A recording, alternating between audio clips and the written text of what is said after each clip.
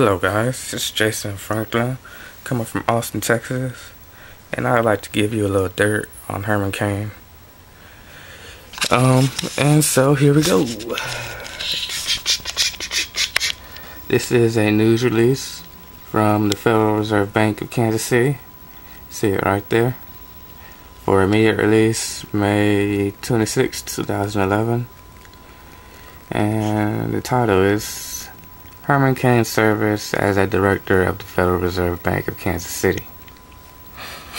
Statement from Thomas M. Hoeing, President and Chief Executive Officer.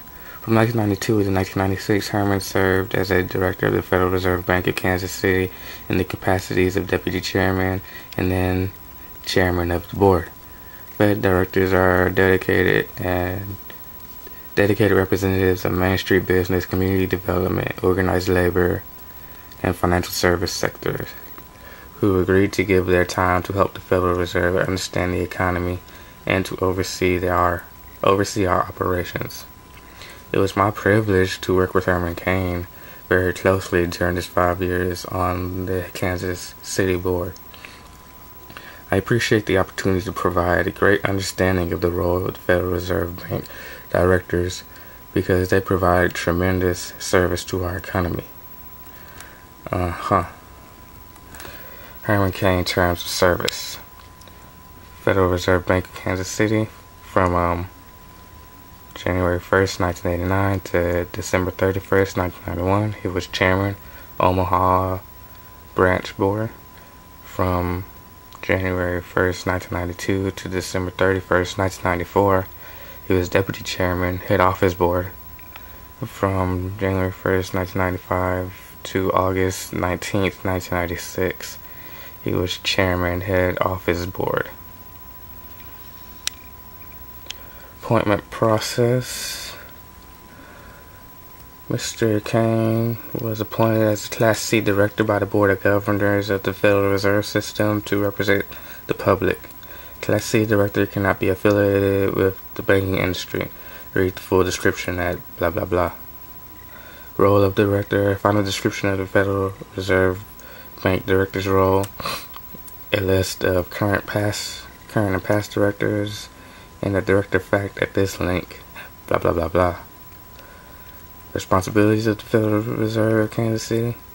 The work of the Federal Reserve of Kansas City is described by department in this issue of 10 magazine, which includes the bank's annual anyway, Herman Cain is a Federal Reserve lackey. So, it's no surprise that he would say something like this. That we ought to audit the Federal Reserve. Here's what I do know. The Federal Reserve already has so many internal audits, it's ridiculous. I don't know why people think we're going to learn this great amount of information by auditing the Federal Reserve. There's no hidden secrets going on in the Federal Reserve to my knowledge. And I tell people, we've got 12 Federal Reserve banks. Oh, to your knowledge. Find out which district you're in. Maybe call them up and go the from head there. Of the Fed. We don't need to waste money with another commission or an audit that's not necessary. You're listening to the Aborts Show, and this is Herman Cain. And now for the flip-flop. I am thankful to Representative Ron Paul for his consistent and steady pressure on the Federal Reserve. Oh, really? And as chairman of the Subcommittee on Domestic Monetary Policy, he will have the oversight of the activities of the Federal Reserve, including the ability to require an audit of the Federal Reserve. No, that's not true. Congressional oversight. Not true.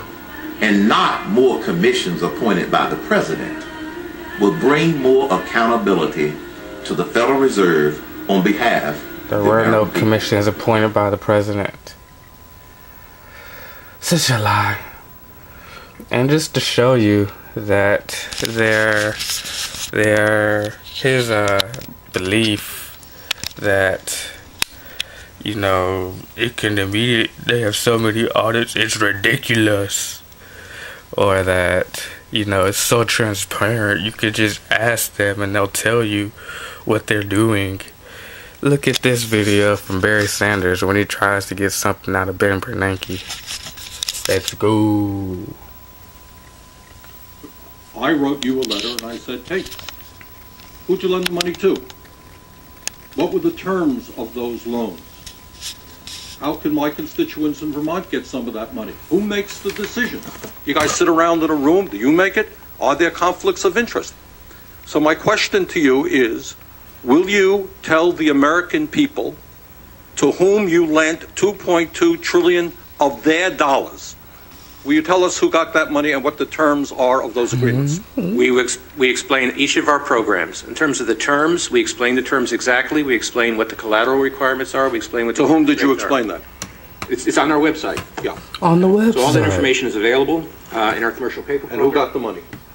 Hundreds and hundreds of banks. Any bank or that has access to the U.S. Hundreds and hundreds of banks got our type of bailout money. No, because the reason that it's counterproductive. Let me run that back for you guys. Bank, U.S. Federal Reserve's discount. Tell us who they are. No, because the reason that is counterproductive. Who they are. No, because the reason that is counterproductive, that has access to the U.S. Federal Reserve's discount. Tell us who they are. No, because the reason that is counterproductive and will destroy the value of the program is that banks will not come to the business. Isn't that too bad? Sorry? In other words, isn't that too bad? They took the money, but they don't want to be public about the fact that they received it. We heard a whole lot about AIG. They're on the front pages. These are very. Now, I got banks and I have businesses in the state of Vermont who are in a lot of trouble. Not banks. Our banks, by the way, are doing pretty well. Now, how do these guys who are honest business people get it? Do you have to be a large, greedy, reckless financial institution to apply for these monies? There is no subsidy. There is no capital involved. There is no gift involved. It is a collateralized, short-term liquid loan that is both over-collateralized and is recourse to the company itself. We have never lost a penny doing it. And how can other institutions get those loans as well?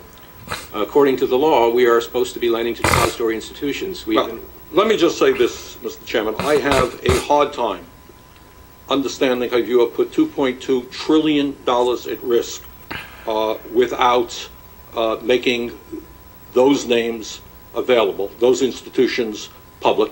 And we're going to introduce legislation today, by the way, to demand that you do that. It is unacceptable to me that that goes on.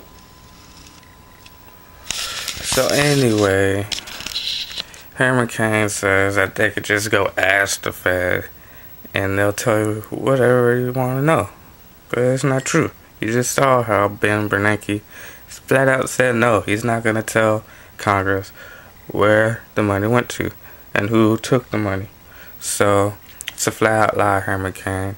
And I know you're a